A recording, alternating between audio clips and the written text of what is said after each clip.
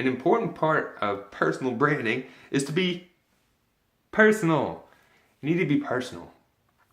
And you also need to have some way of connecting with people, some way of gaining attention. And it's helpful to be somewhat entertaining. Now, you don't have to be a comedian or do a juggling show or play music. You can simply provide content that's valuable and do it in a way that tries to gain people's attention and retain people's attention. Some of this can be done through finding ways to be a little bit different, a little bit fun or creative. Or if you're going to share your ideas, maybe work on how you're delivering your message, making sure that it has a flow, that you're putting some emotion into your message. You vary the message a bit so it doesn't become monotone and so boring that no one wants to Bueller.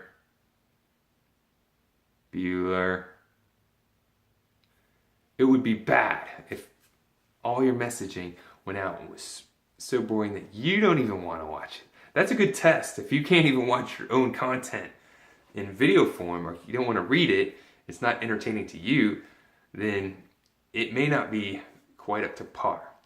Now granted, it's not about you and your likes. It really is about your audience and their likes. So knowing how they like their content, knowing what resonates with them is important.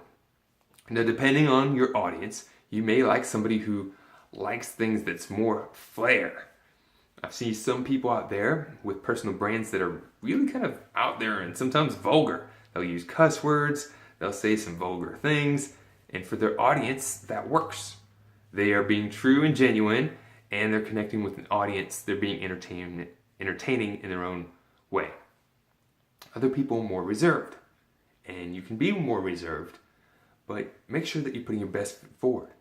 People don't like to listen to lectures. They like to be entertained. They like to connect with people, gain insights in a way that they can digest, they can understand, they can follow, and it just makes sense that you would put in some form of entertainment, some form of variation that people can really digest it and not get so overwhelmed with all the content that they lose focus.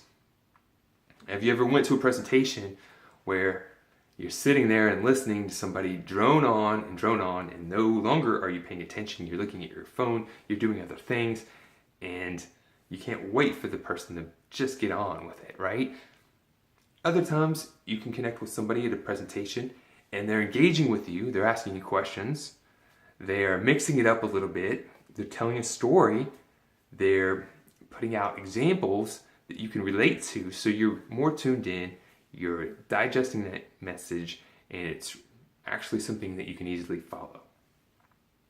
So think about when you're putting out content, are you doing it in a way that is entertaining, that's getting people's attention, that's capturing their attention, that they're following, or do you need to work on doing that? Because either way, you're the rockstar professional, you need to have some form of entertainment in what you do, whether it's video or content or social media, so people can tune in and they can really understand you as a person. You'll make better connections that way, your message will drive home that way, and you can change more people's lives when you entertain, when you train, you enter train.